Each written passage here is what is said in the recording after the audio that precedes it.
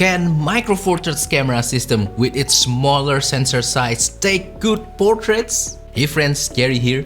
This is my Micro Four Thirds camera, and Micro Four Thirds is actually my favorite camera system. It does have smaller sensor size, especially compared to other camera formats such as full frame or APS-C, and that means less background blur compared to those formats.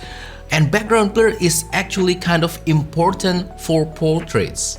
But actually, in my own personal opinion and experience, Micro Four Thirds can still take great portrait photos. Let me share in today's video all about portrait photography using Micro Four Thirds from my own personal experience. Hopefully this will be interesting, entertaining, and also fun. But anyway, also as you are watching this video, share your thoughts down below as well and your experience about portrait photography using Micro Four Thirds or using any other camera formats that you have. Let's learn together. But anyway, let me share my thoughts to you right now. First point that I want to share is image quality. Yes, using Micro Four Thirds for portrait photography can give you good image quality, and right away I can hear people asking me, hey Gary, again Micro Four Thirds is using smaller sensor. How it can produce great image quality? How it can produce great background blur? Well, it actually can produce great portraits and it can still produce great background blur.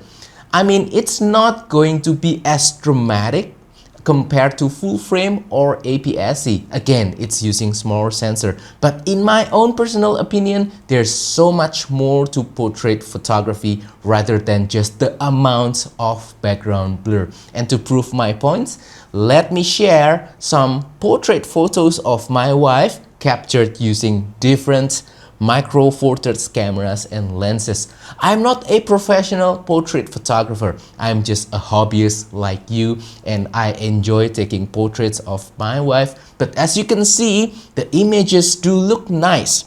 I am very pleased with the colors, with the dynamic range, with the contrast, with the details that the Micro Four Thirds cameras and lenses can capture, and they can really make the whole portrait look alive and real and just nice to look at. Now when you compare to full frame or APS-C, again, maybe they can produce better background blur, but in my own opinion, besides the background blur, there's not that much difference.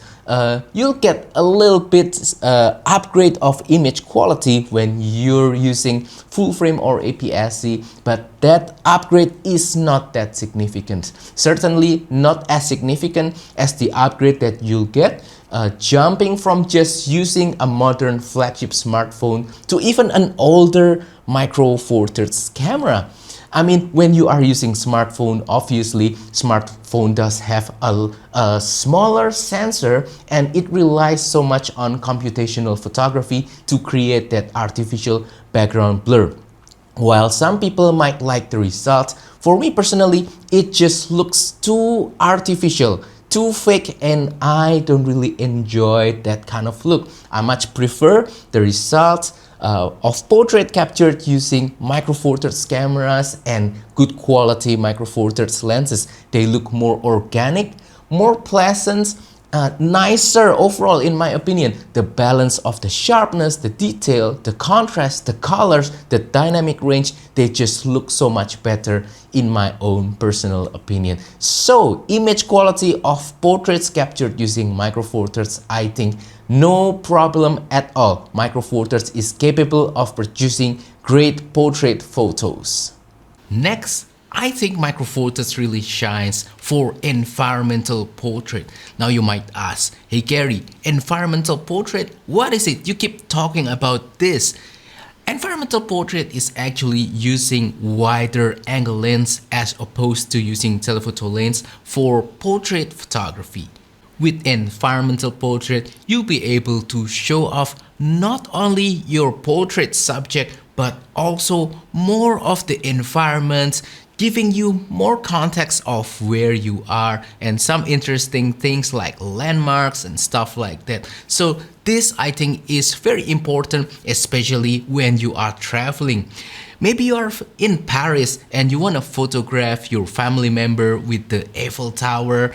And if you're using longer telephoto lens and just doing the standard traditional portrait, then the Eiffel Tower will be blurry because you'll have so much background blur, and that's kind of pointless. People cannot tell you if you are in Paris in front of the Eiffel Tower, or maybe you're in Seattle and you have that beautiful Space Needle in a nice blue sky and you want to photograph your wife. And if you are using, again, telephoto lens instead of using something wider, then the Space Needle will be blurry even though you stop down the aperture to f11 or something like that. And that again defeats the whole purpose of showing off where you are, especially when you are traveling. So environmental portrait, using something slightly wider, you can show off the context, the landmarks, and tell people where you are. So you'll have more storytelling elements inside of your portrait photography. Now allow me to share some of my favorite portrait lenses for micro four thirds. Some of them will be more traditional portrait lenses with medium telephoto focal length and large aperture, but some of them will be wider and they can be used for what I call environmental portrait or wide portrait. Let's start with my favorite one, which obviously is the Olympus 75mm f1.8. Medium telephoto focal length with large aperture in combination can create a very pleasing portrait photos. Let me share some right now captured using this guy, and I just love it so much. And the quality of photos captured using with this lens is just so satisfactory. Image quality is excellent, sharpness, detail, contrast, color, everything just look nice with this guy. One little issue with the Olympus 75mm is that it's a little bit more zoomed in for regular portrait. This is more for like headshots or faraway portraits. So yeah, if you're struggling with the distance between you and your subject, maybe this is not for you. But if you're okay with having your subject a little bit, further away from you, then this can be a great choice. If you want a little bit more flexibility, I can highly recommend the Panasonic Lumix 35-100mm f2.8. This is the Mark I version. Again, this is a zoom lens, meaning that you can zoom in and zoom out. So if 75 is too far for you, you can zoom out to maybe 50 or 35 and do half body portrait, or you can zoom in all the way to 100 to get more compression and just to focus on a certain area of your subject, maybe just a headshot or something like that. f2.8 obviously not as large as f1.8 on the Olympus, but still large enough for portraits. Next favorite lens is the Olympus 45mm f1.8. Now this is an affordable, not quite cheap, but still relatively affordable lens for portrait using micro four thirds. The working distance between you and your subject is not too terribly far away, not as far as using a 75mm. This is very small, very light, very easy to carry around, but image quality is still more than good enough, very satisfactory, very excellent in my opinion. So yeah, a smaller option for you. And now we are starting to move into the wider environmental portrait lenses. Let's begin with this guy right here. This is the Olympus 12-40mm f2.8. This is a great do-it-all kind of lens. You can zoom out to 12mm to get more of the environment for your portrait. If it's a beautiful scenery, then maybe you want to do a full body portrait with the scenery at 12mm. You can zoom in a little bit to 25 for more punched in kind of look, or you can zoom in all the way to 40mm, which is not that different compared to 45mm of this Olympus lens right here. So if you're unsure about which lens to bring, you can just bring this guy for your wider portrait needs. This is excellent. I love it so much. Also love this guy right here. This is the Panasonic Leica 25mm f1.4, excellent for environmental portrait, and the f1.4 aperture is very large, so you can control it to create more background blur compared to just using something like the f1.8 or f1.7. But you can also close it down if you want more context with your portrait. I love this guy so much for travel portrait, that kind of stuff. Yeah, next, this is not exactly an expensive lens, but it is relatively more expensive compared to the other options. So if you want something more affordable, the Panasonic Lumix 20mm f1.7, excellent for wider portrait as well. And yeah, this is a pancake lens, so very small, very lightweight, easy to carry around. Image quality is satisfactory. It's very sharp, it's very nice, very contrasty. I love it so much. I tend to use this if I want a little bit more punch, just like the 25, but not as expensive or as big as the 25. Yeah, excellent option as well. Now we're moving into the very wide territory, and my favorites are the Panasonic Leica 15mm f1.7. This is excellent, still has large f1.7 aperture if you still want a little bit of background blur, but you can start to get more of the environment of the scenery together with your portrait. Excellent for travel photography, and image quality, being a Leica branded lens, is no question it's going to be excellent as well. And also, my current favorite is the Panasonic Lumix 14mm f2.5. This offers a very similar focal length to the Panasonic Leica 15mm f1.7, but it is much smaller, so for travel photography, I think this is perfect. f2.5, yeah, that's a little bit of a lackluster, but look at how small this lens is. I mean, for travel photography, you want something smaller, this could be an option as well. Bonus content, I will also share some ultra budget alternatives of portrait lenses for micro four thirds. Now with ultra budget, keep in mind that there will be compromise, mainly in terms of focusing.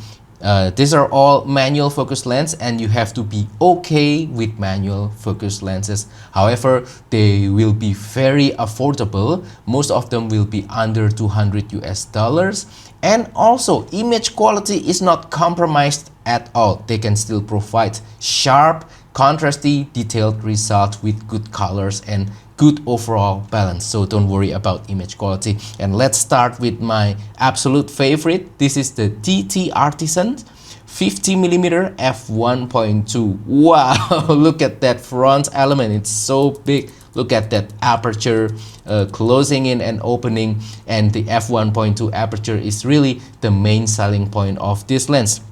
Now, I'm aware that there are some Olympus and Panasonic Leica lenses that can go to f1.2 at some different focal lengths, but those are all relatively more expensive pro lenses. And when you don't want to spend that much because maybe you're not doing a whole lot of portrait photography, ultra budget options like this can be a great solution for you. 50mm, this is not that much different from the 45, and the f1.2 aperture is just extremely amazing. You can get a whole lot of background blur even just using micro four thirds camera. So yeah, this is one option. And then there's also the TTArtisan 35mm f1.4. This is another great lens, very compact, great image quality as well. And yeah, I just love this because it is smaller, but it is still, you know, 35mm, so not really too bad. You can still do half body portrait with it, no problem at all. Image quality, again, no problem. Last but not least, if you want something wider but still with a large aperture, TTArtisan 23mm f1.4 will be a good choice as well. Again, large aperture of f1.4, At some point, I want to do a comparison between this lens and the Panasonic Leica 25mm f1.4. I think that will be an interesting comparison video. Please stay tuned and subscribe to my channel. But yeah, for wider portrait, if you want a little bit more punch and you don't want to spend too much, 23mm f1.4 can be a great option. Anyway, enough about me. What about you? I also want to hear and learn from you. So please share on the comment down below. What are your thoughts about portrait photography using micro four thirds? What are your favorite portrait lenses? Please share on the comment down below. I love to read your comments and to learn from you. Let's make it into a discussion where we can learn from one another. But anyway, that's all for today's video. Hopefully this has been interesting, entertaining, and fun. Please don't forget to support my channel by liking this video, sharing this video, subscribing to my channel down below. And if you want to support my work even further, consider joining my Patreon membership. Also check out my latest travel photography course called Simplifying Travel Photography. Use the affiliate links down below to get some discount on select products and services, while at the same time I got a small kickback to help keep this channel running, or use the super thanks button to make a small donation to my channel. Thank you very much, and I will see you on the next video. Goodbye.